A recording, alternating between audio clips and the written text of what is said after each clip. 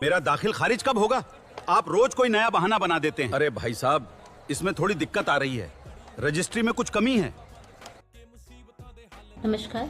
अगर आपके साथ भी ऐसा हो रहा है कि आपने लैंड खरीदी और आप ओनर को रजिस्ट्री के बाद बार बार फोर्स कर रहे हैं, बार बार कह रहे हैं ओरली कि वो उस लैंड का म्यूटेशन करवा दे और वो बार बार इग्नोर कर रहा है या कोई रीज़न दे रहा है या कोई बहाने दे रहा है और वो म्यूटेशन के लिए नहीं एग्री कर रहा है, तो आपके पास आप ये कर सकते हैं कि आप एक रिटन रजिस्ट्री के थ्रू उसे लिख करके भेज सकते हैं, जिसमें आप उसका एड्रेस, पूरी रजिस्ट्री की डेट और कैसे रजिस्ट्री हुई, कंसिडरेशन कम्प्लीटली हो चुका है, ये सब कुछ लिख करके मेंशन करके उसे रजिस्ट्री के थ्रू एक एप्लीकेशन भेज सकते हैं, जिसमें आप नोटिस नहीं होगा वो, बट एक एप्लीकेशन होगी आपकी तरफ से कि आप चाहते हैं, आप अपनी इच्छा जता रही कि आप म्यूटेशन चाहते हैं, जिससे उस पर एक प्रेशर बनेगा और वो म्यूटेशन के लिए आगे आएगा। बट फिर भी अगर वो ऐसा नहीं करता है और बाद में इसको लेके कोई डिस्प्यूट अराइज होता है, तो आपका वो भेजा हुआ application code as a acknowledgement consider करेगी, क्योंकि वो उसके एड्रेस तक डिलीवर हुआ होगा।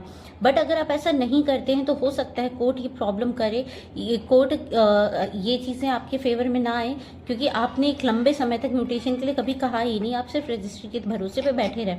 इससे ये जाहिर होगा, कोर्ट को लगेगा कि आपने भी कभी म्यूटेशन के लिए आगे बढ़े ही नहीं, आपने भी कभी म्यूटेशन की इच्छा जताई ही नहीं। तो प्लीज़ अपने राइट्स के लिए अवेयर रहिए, और कोर्ट आगे चल के आपके फेवर में इस चीज़ पे कोई डिसीजन ले सके तो पहला कदम ये ज़रूर उठाएं, अपनी तरफ से एक लेटर लिखें और उसको भेजें आप ओनर को कि वो म्यूटेशन के लिए अग्री करें, और जल्द से जल्द जितना जल्दी पॉसिबल हो सके अपनी रजिस्ट्री की हुई, जिस ज़मीन को आपने रजिस्ट्री करवा दी उसका म्यूटेशन भी करवाएं और उसकी ओनरशिप लें।